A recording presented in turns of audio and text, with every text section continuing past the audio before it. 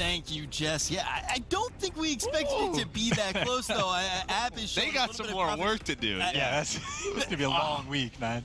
That was against Epsilon. No shots being fired. No shade at all at Epsilon. EG has to play against LG later today.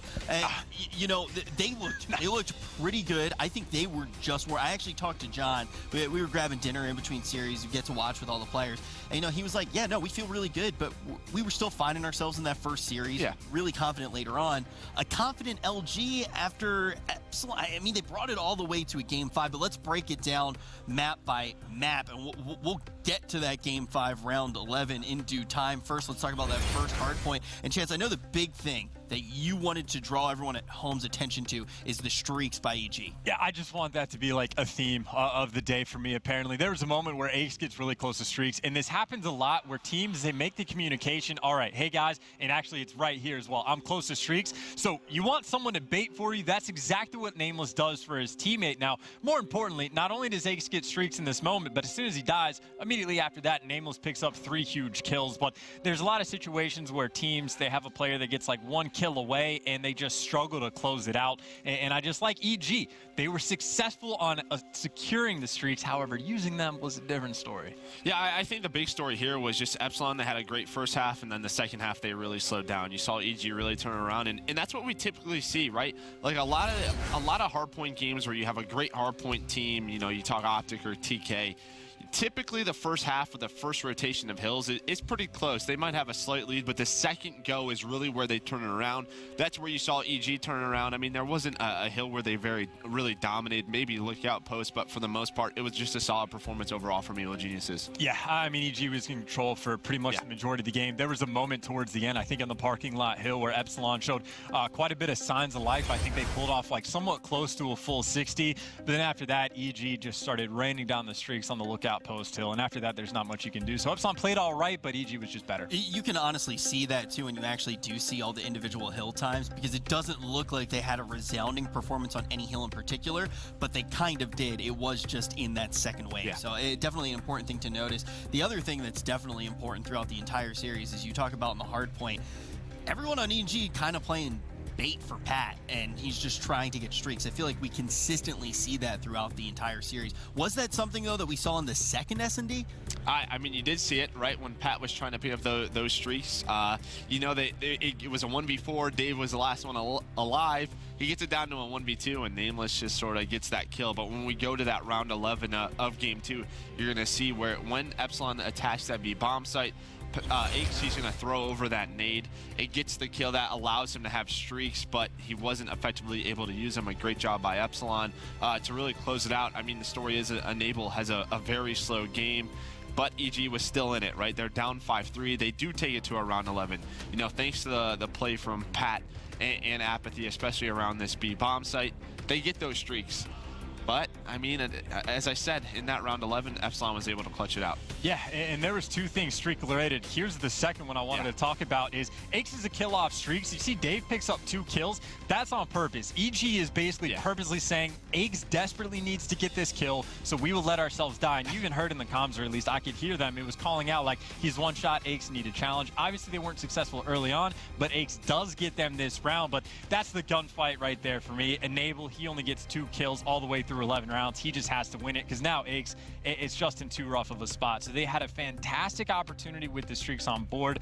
It's just a couple things didn't go wrong. The fighter pilot doesn't get the first kill, and then the second gunfight doesn't go through for Enable. Yeah, I mean, it was just really a great job by Epsilon staying alive, and Aix and Dave battle out in Game 2, and you're going to see sort of that rematch in Game 5. So a great job in search and destroy from both these players. And then another thing, the first thing streak-related for EG is Dave got off to a really hot start, like 6-1, something along those lines. And there was a round where Dave found himself in a 1v3, and he's a kill off streaks, and Aix actually said, he's playing for streaks hardcore. And a lot of teams just say, all right, we're not going to peek anything. We're just going to let the round end, and then we'll try to kill him next round. But if you got a 2-man advantage, go hunt him down and kill him. As long as you play it smart, you should be fine. That's exactly what EG did. They found Dave, played it incredibly smart, picked him off before he got streaks, and not many teams even attempt something like that. So I think EG played for streaks and played against them incredibly well. Again, their streak usage, though, was iffy. Yeah, and I think that play, right, you obviously have Dave, who is just trying to stay alive, pick up a kill. The big player in that was Apathy in middle alley. He was just trying to stay alive, and that is a little risky. The reason why a lot of teams don't go for it is because if one player gets that kill could be the difference of giving that player those streaks. So Apathy does a great job staying alive, provides enough time for his team to flank him. It was perfectly executed by EG. And then Apathy comes up big again, this time in CTF. He talked about it in his interview with Jess. He just plays that objective very hard, Merc. Yeah, I mean, I teamed with Apathy before, and he has done some magical things. When I teamed with him in CTF, he is able to make a lot of plays. He loves sort of using that, you know, that flag indicator that says, hey, kill this guy. He likes to play with it because it's delayed, so he makes a lot of clutch plays with it. I mean, this was a pretty back-and-forth game, very high scoring, which you expect. Ace didn't have the best game, Nameless as well. Those were two guys coming into this series we felt like really had to step it up. But you saw the sort of potential, especially from Nathan. I feel like he had a great series throughout, but in the end, Apathy was able to clutch up, and EG were able to put this CTF on the board. Yeah, and I will say, from able to have a very rough search and destroy to go from 0-9 to turn around and basically like keep his team in the game to win, I think that's massive. And again, we talk about the veteranship for a team. That's where you see the veteran kind of mentality right there. Just wash away the last map, focus on the next thing. Great job. And then to stick with like the streak theme, there's a play where Apathy has the flag. He's in barrels by himself, and he calls in, I think it was a glide bomb. And when he calls in the glide bomb, he sees, oh crap, there's a guy pushing me in the hill right now, because I think he thought Enable was there with him, but he's over on the water steps, and he literally comes out of the glide bomb and then World Stars whoever the kid was challenging in barrels, and that was the play that got them their 4th flag to let the rally go. But like, if he doesn't pick up that kill out of streaks, like that easily could have been Epsilon's game. So Apathy, all the props in the world to him. Then we make our way over to the 4th map. In this hardpoint, was there anything in particular, Merc, that caught your eye? I mean, the last couple of hills, right? I mean, that's really what it comes down to. Obviously, this part, EG, they have a bit of a lead. But really, it's the end game. That is the big indicator. I think Hockey had a magnificent game. He's really the reason why they were in this series. He picks up some streaks. I mean, you really saw the potential of Hockey in the slaying power that he can bring to a team. This is Epsilon. Each of them showed a bit of greatness in each game type. Dave was really that search and destroy guy. Nathan and Hockey, I mean, they played big in respawns, but it came down to this final hill. Now, before this, Enable decides to push the last 10 seconds. He had also a great performance, but he may have costed his team the game. He trades that kill with the flamethrower. That gives Epsilon closer spawns. Now, I will say, EG, they did have the setup, right? They were already rotated to that lower hill. They were in, you know, a perfect position, and every single gunfight just goes Epsilon's way. And they have a setup. They hold it for 20 seconds. A great job by Epsilon. Yeah, and I think we have to pay attention to Hockey as well. Managing to drop, I believe it was 46 kills on that map. Yeah, 46 or 47. I think the record is like 49. So, like, he's knocking on the record's door. So, obviously, fantastic game. But Enable, to his credit, wasn't far off in terms of that. I think had like 46 kills. But literally, as Merc said, it's just the last couple of hills. Epsilon, as a team, played it fantastically. Hockey played fantastic the entire game. Really just full credit in the world of Epsilon. They played very, very well.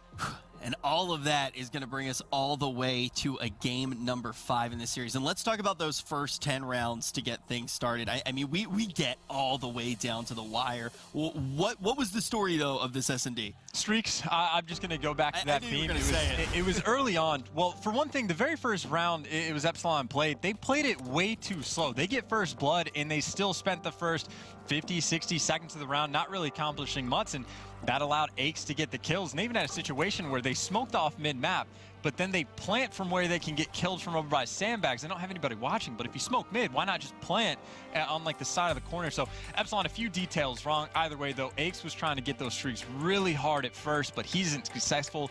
Dave, however, is successful later on, and that, well, at least kept him in the game. Yeah, I mean, again, it was just a duel between Ace and Dave. I mean, they did such a great job just back and forth, as you can see, really carrying the load for the teams. But it really came down for that round 11. And if you talk about Epsilon, you get that Ace setup. It's a 4v4.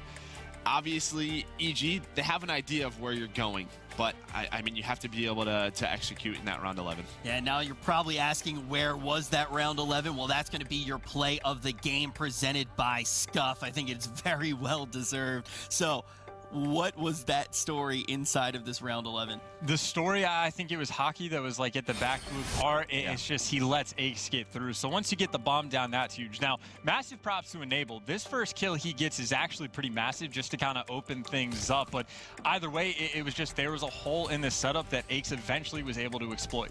Yeah, I think the big player, as you said, was #1, Hockey. He's trying to watch the flank and that push from middle steps. He gives it up for about a half a second. That allows Ace and Apathy to just move down, and then Ace clutches it up, picks up all 3 kills, finishes 15-4, 26 kills over 2 search and destroys.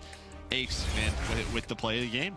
You know, that may be the play of the game, and right now it's definitely the play of the day, but we are only just getting started. That was a great match to watch. I think all of them have just been great. You know, I think LG against Unilad was probably the closest we got to a one-sided match. I think LG is going to turn up even more when we